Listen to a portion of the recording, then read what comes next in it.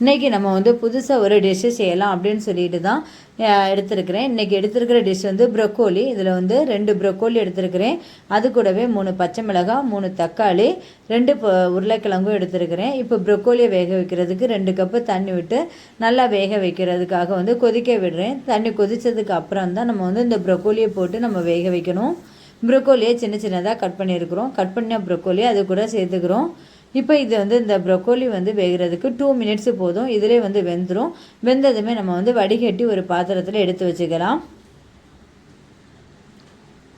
இது எடுத்து வச்சதுக்கப்புறம் வந்து ஒரு கடாயில் வந்து இதுக்கு தேவையான ஆயில் 2 ஸ்பூன் ஆயில் சேர்த்துக்கலாம். ஆயில் உங்கள் வீட்டில் எந்த ஆயில்னாலும் நீங்கள் யூஸ் பண்ணிக்கலாம். நான் வந்து எப்போவுமே தேங்காய் எண்ணெய் யூஸ் பண்ணுறதுனால நான் தேங்காய் எண்ணெய் எடுத்துருக்கிறேன். தேங்காய் எண்ணெயில் சமைக்கும்போது அதனுடைய டிஷ் வந்து ரொம்பவே வாசமாக இருக்கும் நமக்கு. இப்போ கட் பண்ணி வச்சுருக்கிற வெங்காயம், தக்காளி, உருளைக்கிழங்கு எல்லாமே போட்டாச்சு.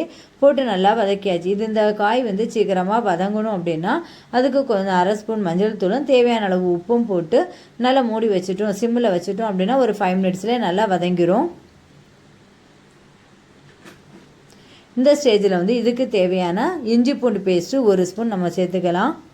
இது போட்டதுமே ஒரு கேப்சிகம் சின்ன சின்னதாக கட் பண்ணி சேர்த்துக்கலாம். இனி வேக வச்சுருக்கிற ப்ரொக்கோலியையும் இது கூட சேர்த்துக்கலாம். நான் இதுக்கு வந்து சோயா எடுத்துருக்கிறேன். இந்த சோயாவை வந்து பெரிய சோயா எடுத்ததுனால 2 பீஸாக நான் வந்து கட் பண்ணி இதில் வந்து சேர்த்துக்கிறேன்.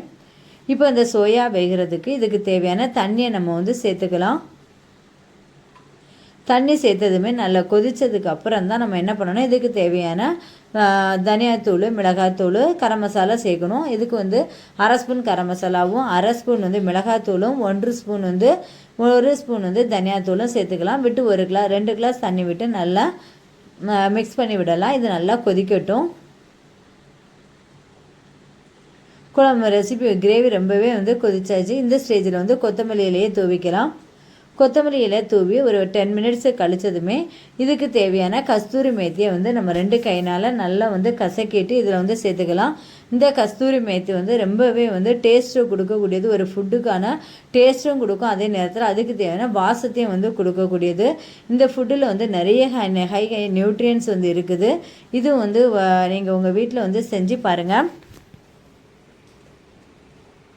ரொம்பவே டேஸ்ட்டாக இருக்கும். ரெசிபி வந்து நமக்கு ரெடி ஆயாச்சு.